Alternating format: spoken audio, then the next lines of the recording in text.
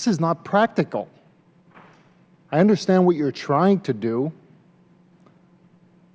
My family was in the concrete business, was in the asphalt business. I had a line painting business where our drivers would drive 2 hours to a job site and sit on a job site and wait before we could paint the lines. When you're dealing with short haul or businesses like in asphalt and concrete and line painting, and there are many others, the rule, if it doesn't make sense and we don't have the scientific data to claim that it's going to make anything safer, why do we do it? Why can't Washington sometimes just use practical, everyday, common sense and still try to achieve the goals of making our roads safer? I offered an amendment to keep heavier trucks, triple trailers off the road because I had a problem with safety. So I understand what you're trying to do, but it just doesn't make sense for so many businesses. Congressman, I appreciate your comments, and I think I join so many in being impressed by the advocacy you exercised that saved that little girl's life. And I would suggest that today's hearing is just as significant because you're talking about 4,000 lives. In the case of this rule, 19 But you have scientific data to back that up? Absolutely. And that the 30-minute rule actually... 30-minute break. 30-minute break. Yeah. Absolutely improves the ability of that operator to operate more safely, to minimize the risk of any kind of cumulative fatigue with that quick 30-minute break. They're more alert behind the wheel. They're more ready to respond if someone does... well, how do they... I guess I just can't understand how they can do that study. When you're delivering asphalt, you're driving the truck, then you're getting in line, waiting to back into the paver, drivers sitting there. I just don't understand how they assess a 30-minute break when there may be periods of breaks throughout the day of every day. It's different. How did they accomplish that?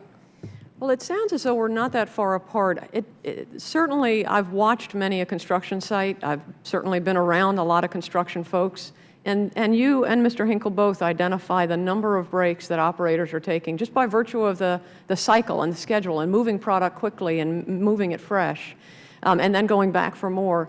I don't think we're that far apart in understanding how those breaks work in that operation, and that's I'm not sure where else to go on that point, other than again to reinforce. But how does another 30-minute break, when there may be periods of breaks throughout the course, how does another 30-minute break increase the safety? It's not another. It's taking advantage of existing breaks they're already taking. It's the simple fact that the break itself improves the safety performance of that operator after the break, within that first hour after the break. So even if they've had 4 30-minute breaks during the course or 5 30-minute breaks, adding another 30-minute... They don't need another one. They only need one. They only need one. Under this rule, they only need one within the 14-hour workday. And it's got to occur sometime before that operator gets behind the wheel after the 8th hour of work. Just one under this rule. So if these are already doing 4, if your guys were doing 4, my gosh, they're way ahead of the curve, and they're probably much more alert as a result of that. So if they're just sitting alongside the road, waiting to unload into the paver, how do you enforce that? How do you enforce that? They're not keeping a log, so how enforceable is that? That's the challenge. It gets back to Major Savage's point. The enforceability generally comes through compliance reviews, in this case, until we have electronic logs in place. Now, in the case of those operators, because again, you're right, they're not keeping logs, they need to measure it within their normal timekeeping system.